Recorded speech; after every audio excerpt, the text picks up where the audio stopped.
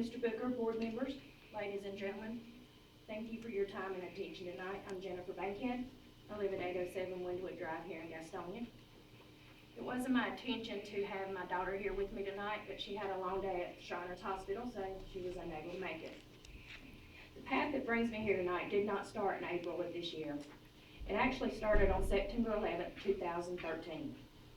That Wednesday morning, as I walked Madison to her classroom, I heard a bus driver threaten to drive two little boys down the hall of Webb Street School because they were not moving fast enough for her. I reported this to Madison's teacher, going as far as pointing the driver out to her, Miss Isabel. I asked Miss Isabel to report this to Mr. Dunlap. 2 weeks later, the driver was still walking children to class. That's when my quest to get cameras in special needs classroom began. I never made my desire to protect all special needs children, especially nonverbal children like Madison, a secret. I made it quite public. Even before my November 22nd interview with a local news station, I also never thought that Madison would be one of those suffering at the hands of your employees because I was at the school too often for that to happen. As I mentioned before, Madison is nonverbal. And due to Mowat-Wilson syndrome, Madison is unable to use sign language as well. Therefore, Madison was unable to share with us the events of her day. It was only after getting a call from a friend that works at the school telling me that I should show up during her lunch that I knew something wasn't right. The first of several calls came in early October. My fight to fix the issue started in the classroom with Miss Isabel, the teacher, moved to the school's principal, Mr. Dunlap, then on up to the DEC after the story ran on the news. I reported all of the issues that I was having at the school to save the room and thought the issues were solved, only to find out that my access to the school was becoming more and more restricted. All things came together in May after we placed a digital recorder in Madison's wheelchair. We had finally understood Madison's attitude change towards school, and her health issues finally had some explanation. We pulled Madison out of Webb Street School after viewing the video clips from just 2 days of the lunchroom.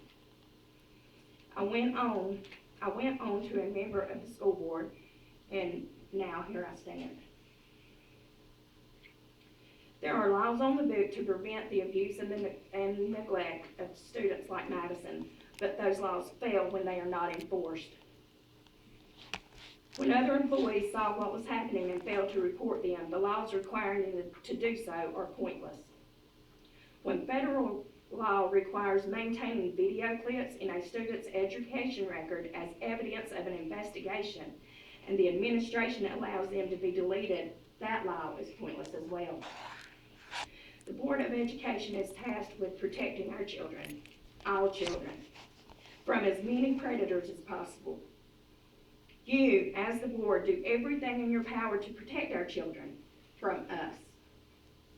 You force us to prove that we are not sex offenders every time that we sign our children out of school or volunteer at their schools. You have us on camera from the time we pull into the parking lot. You have resource officers at every school, but you fail to protect our children from the very people that you place in unmonitored rooms with them. We use cameras to protect our money at banks, merchandise in stores, people on the streets. Virtually everywhere you go today, you are on camera, except our classrooms. I know your first argument against cameras in the classroom is going to be privacy. I've already heard it. Let me start by saying the courts across the country have decided that there is no reasonable expectation of privacy in a public school classroom. More specifically, let me cite a case from Illinois, Flock versus the Board of Education of Freeport School District number 145. While the state court determined that placing audio recording devices in special needs classrooms violated the state's Eavesdropping Act, on December 18, 2007, a federal court ruled that the teachers filing the suit had no expectation of privacy. I have provided you each with a copy of the court case. Your second argument will be money. I've just got 2 paragraphs, please let me finish. Your second argument will be money. The district is currently in the process of upgrading the audio-video systems at the schools now. Cost would not be much of an issue. I believe the money can be found. According to Mr. Howe, the technology is already in place that allows police access to these cameras. The same technology can be made available to parents to allow them to check on their child throughout the day. Your last argument will be the teachers will never allow themselves to be taped while teaching. These same people do not protest when they are recorded in the bank, cashing the paychecks the citizens pay them. They do not have a problem being recorded shopping in the store, spending their paychecks, where the merchandise is protected with cameras, and they do not have a problem walking the halls and eating in the lunchroom where cameras are rolling. So my question is, what's happening in the classroom that the teachers do not want you to see?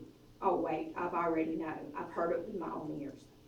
Should the board choose not to put cameras in special needs classroom, and my husband and I decide to allow Madison to return to any public school, there will be at least one Gaston County classroom with a camera, Madison's class, as she will be outfitted with one for her own protection. Thank you.